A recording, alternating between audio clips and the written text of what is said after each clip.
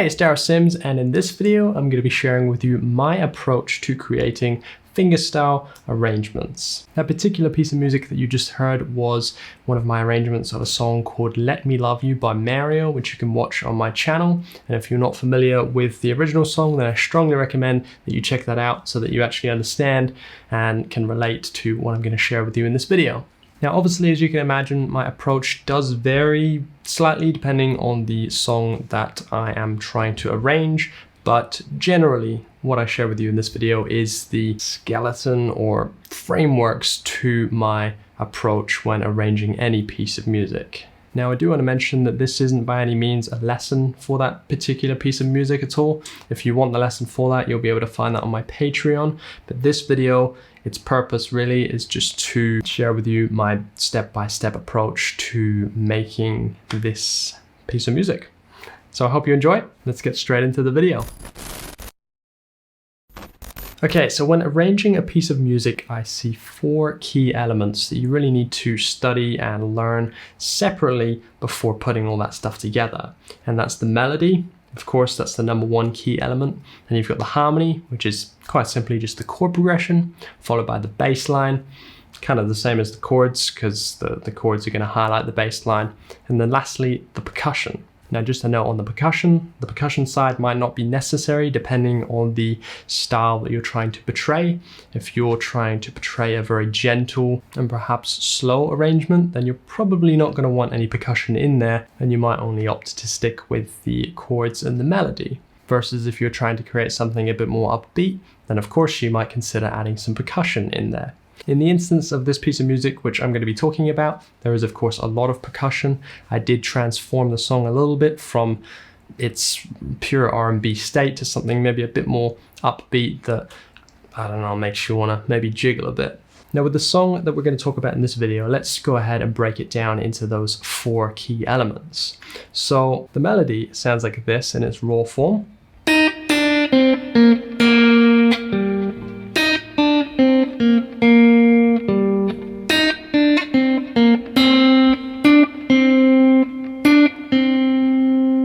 Okay, now when learning the melody of a piece of music, you might play it in one position of the neck, and then you might think later on, well, actually I prefer a bit of a warmer sound, and in which case you might bring it up to another area.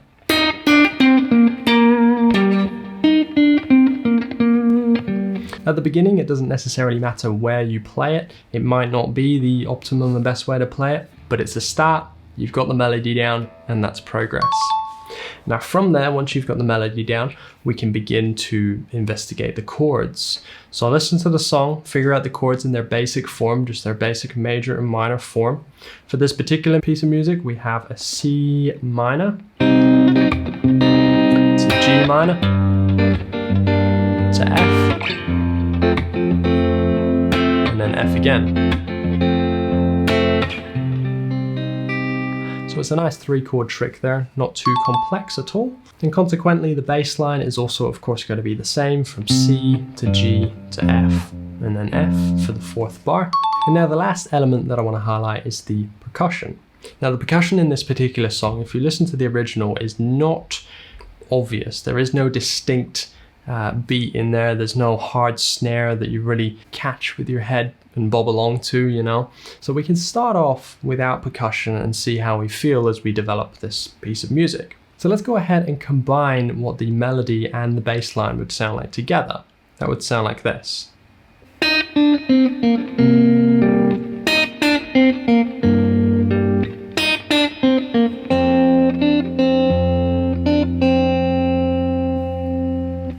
So that's now beginning to sound like a piece of music. We're combining the bass line with the melody.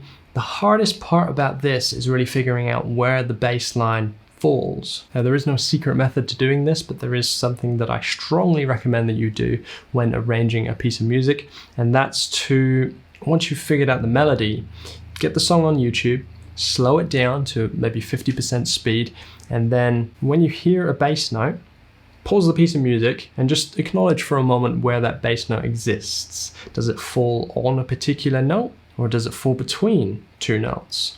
And it's very important that you remember that. Maybe you'll find it useful to write it down as you go, or if you've got a good memory, maybe you can do 4 bars, just as I do myself. I'll figure out 4 bars and then perhaps record it on my phone just as a little memory bank. So at this point, you're making good progress. You've got the bass line and you've got the melody together. Now we need to begin to start adding some flavors and perhaps other chord tones. So we know that the first chord highlights a C minor, or even a C minor 7 sound if we want to add a bit more flavor in there.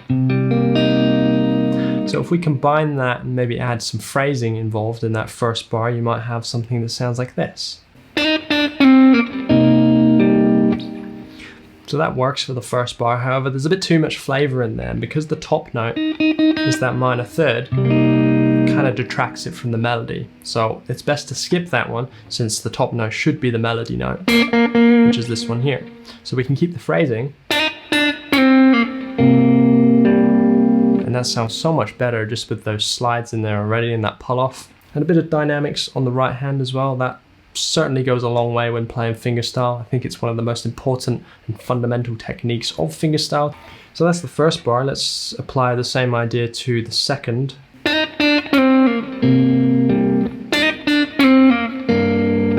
It's very easy to do since it's the same thing, just a different bass note. And then with the third bar,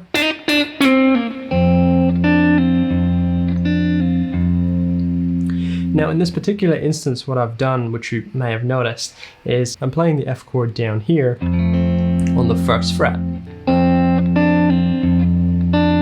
like so. However, in the demo that you heard at the beginning, you may have noticed that I actually played the F here. And that's because I think it sounds better and opens up a few more melodic options in my opinion. So I actually go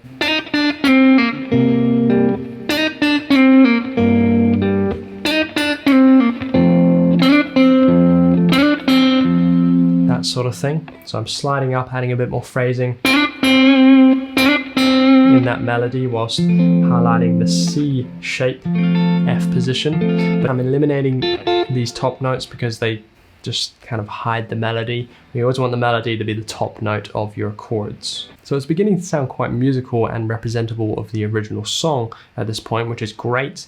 And for me at this point, I would actually just go on to do the next 4 bars and do as much as I can kind of retain before I start to forget things. And then I would obviously film it, as I mentioned earlier, and then leave it for the day. That's just how I work. I prefer not to tackle things all in one go. So I think that's a really solid step 1. And then maybe I'll come back to it a couple of days later and reflect on my progress so far, maybe even listen to my audio clip so far, and some ideas will naturally kind of come to mind on what I can do to improve and enhance my first attempt. So when you make it this far, give yourself a pat on the back and perhaps consider giving it a little bit of a break, at least physically on the guitar, but keep listening to it in case you come up with some spontaneous ideas as you go along. And when you do come up with ideas and you feel inspired to develop and add to what you've created so far, then jump on it, grab your guitar and play what comes to mind. Now I'm going to show you how to add a basic percussion idea onto this. But first, I'd like to thank DistroKid for sponsoring this video. DistroKid make it possible for musicians to upload their music to platforms such as Apple Music, Spotify, Tidal, and over 150 other online music stores and music streaming services. They've made it a very simple process thanks to their simple and thorough online form, which needn't take you any more than 10 minutes to fill in, depending on the amount of tracks that you're uploading. Their service costs as little as $20 per year, and you get to keep 100% of your revenue beyond that. If you're interested in signing up, you'll find a link in the description below where you can save 7% off of your first year. Now, unless anything else comes to mind in the process of arranging, this would be, in my opinion, one of the more obvious things to do, and that's to add percussion on the 1 and the 3 beats of each bar, or the 2 and the 4 beats. So if we go ahead and break this down into 1/8 notes here, I'm going to play on every 3 and 7. So that would sound like this. Now remember, for this song, the melody comes in before the 1 beat. So we would actually have 5, 6, 7, 8. 1, 2, 3, 4, 5, 6, 7, 8. 1, 2, 3, 4, 5, 6, 7, 8. Okay, so you see on the 3 and the 7 there, I'm doing this flicking motion. which if you are not familiar with, I definitely recommend that you learn that. It's one of the most effective ways of adding percussion into your arrangements. Quite simply, I'm hitting with my thumb and flicking the melody notes or some of the chord tones at the same time. So if we apply that to the whole sequence, we would so far have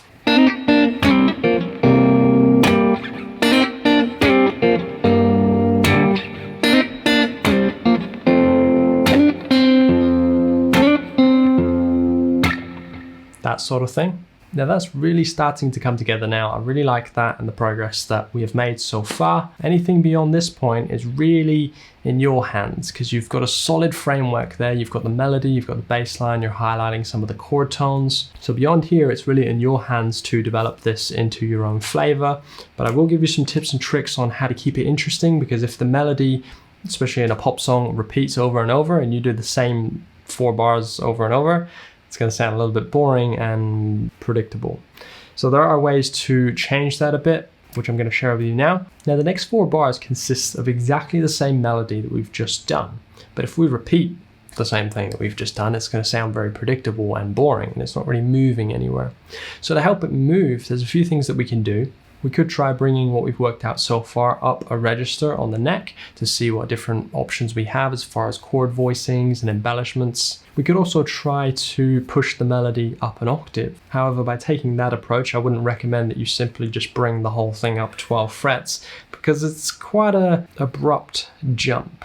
It's best to make this flow, which is exactly what I want to show you how to do now.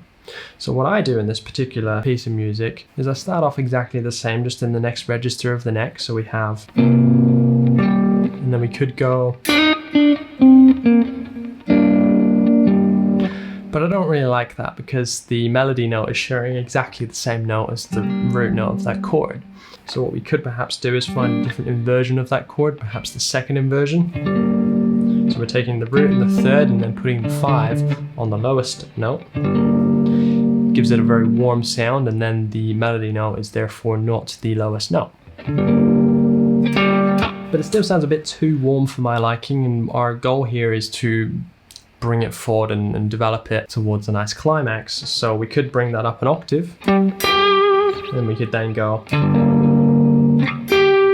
like so, but again it's a bit of an abrupt jump, but conveniently and coincidentally that 12th fret can also be used as a harmonic. So we could go like so. So we're getting somewhere, but it's still a little bit awkward. Perhaps if we start to add some percussion in here, it'll make a bit more sense. So we could go.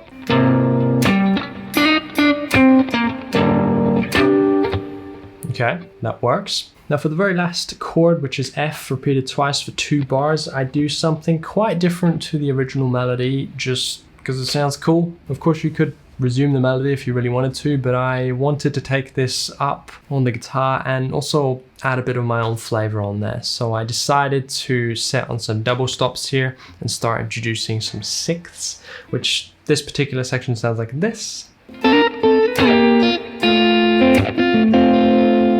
Finishing on a nice F major triad there.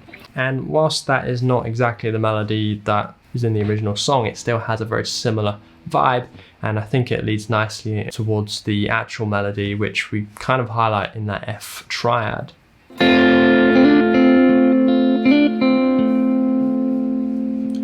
So if we put all of that together in our current state, it would sound like this.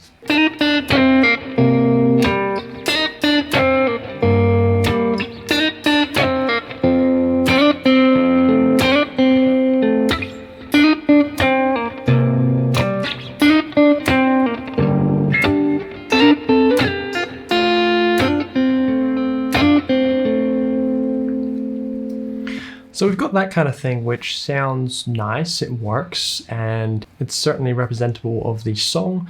It is an arrangement of some form, but in my opinion, it still sounds a little bit perhaps stern and maybe too square. So what I would perhaps do at this point, now that we at least all have all the information that we want, the next thing to do is just to make it sound groovy and interesting. And a nice way of doing that is just to find perhaps a better means of percussion, maybe add in some ghost notes in some of the gaps, add more phrasing, more slides, pull-offs, bends, whatever it is that make the song more engaging. And that's something that just doesn't come, that's just something that takes experience and practice through many different arrangements. But once you've got this far, you're very close to having a finalized product. So if you make it this far, certainly don't give up, keep persevering, and it may take you a couple weeks to come up with some good ideas. Now, for me, and this particular piece of music, I decided to superimpose this particular fingerstyle pattern on there, which sounds like this.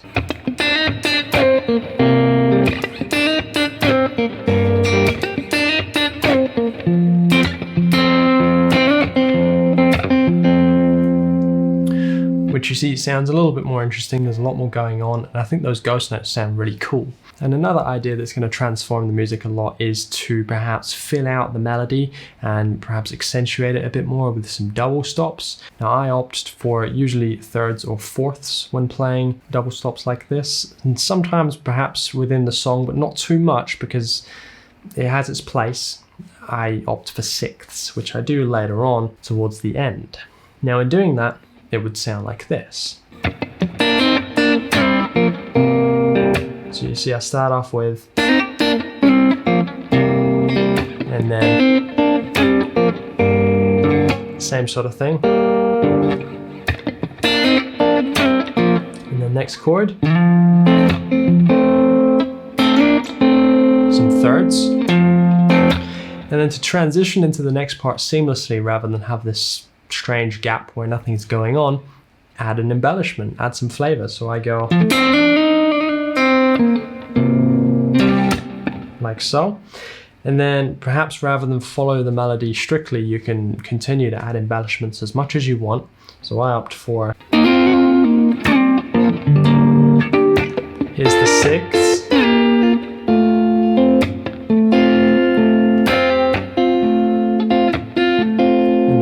carrying on that percussive style at the end there with no real means of melody, but I'm really just highlighting the F major triad, hammering on up here to keep it interesting, and then finishing there as a form of resolution. So there you have it. That's just about everything that I want to share in this video. Hopefully that gave you a little bit of insight into how I go about arranging music.